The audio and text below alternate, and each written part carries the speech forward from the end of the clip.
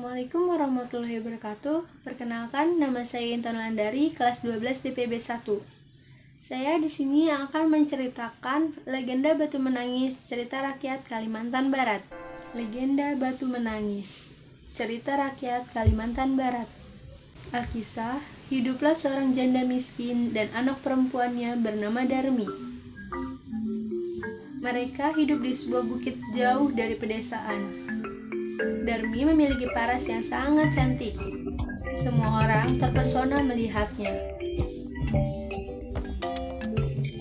Ia selalu membanggakan kecantikannya. Namun, di balik parasnya yang cantik, sifat yang dimilikinya sama sekali tidak cantik. Ia sangat malas dan tidak pernah membantu ibunya.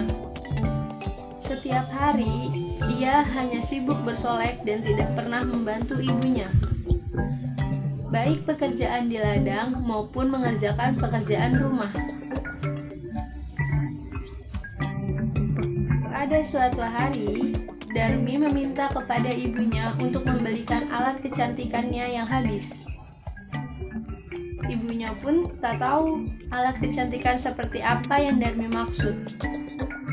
Akhirnya, ia mengajak Darmi untuk ikut ke pasar bersamanya. Darmi sempat menolak dengan alasan ia tidak mau kulitnya menjadi hitam karena kepanasan. Tetapi dengan terpaksa, Darmi pun ikut dan mengajukan syarat. Syaratnya yaitu ibunya harus berjalan di belakang Darmi. Ia tak mau orang lain melihat ibu dan Darmi berjalan beriringan.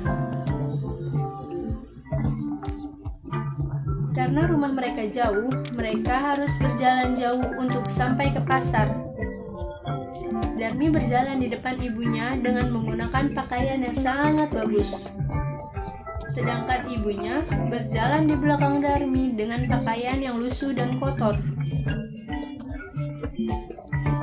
Saat memasuki desa, semua orang melihat Darmi langsung terpesona akan kecantikannya. Banyak pemuda desa yang mengagumi kecantikannya. Namun, penduduk desa dibuat heran dengan orang yang di belakang Darmi.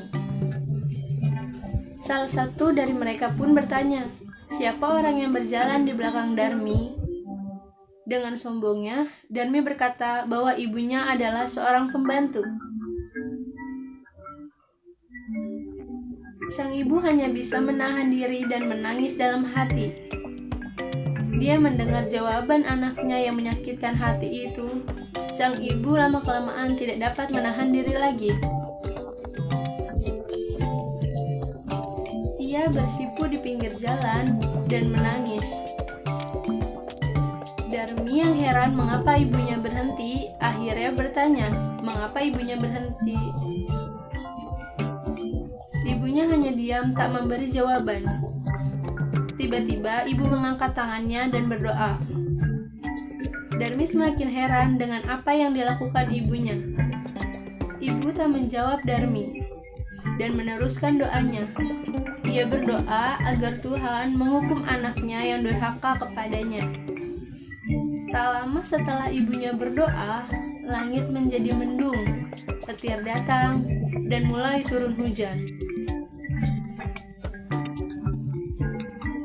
Perlahan-lahan tubuh Darmi mulai membatu. Dimulai dari kakinya yang tidak bisa digerakkan, lalu seluruh tubuhnya yang berubah menjadi batu.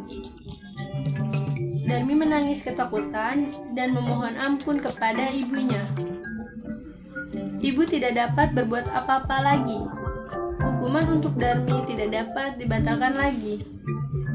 Darmi menangis dan menyesali perbuatannya. Saat kepala Darmi belum menjadi batu, ibunya melihat Darmi menitikkan air mata. Semua orang di sana menyaksikan peristiwa tersebut. Pesan moral yang dapat diambil adalah, kita tidak boleh durhaka kepada orang tua, terutama kepada ibu, karena ibu yang telah melahirkan kita dan merawat kita hingga tumbuh dewasa. Sekian, terima kasih. Wassalamualaikum warahmatullahi wabarakatuh.